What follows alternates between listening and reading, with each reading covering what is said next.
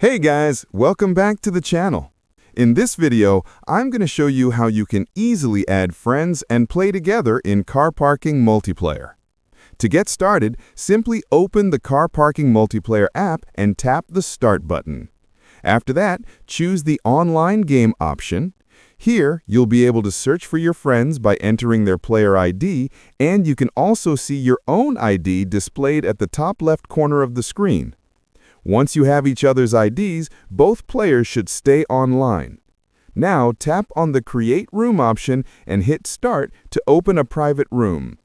Your friend can then join by tapping on your account name in the online lobby. Once connected, both of you can explore maps, drive around, and enjoy all the multiplayer features in real time.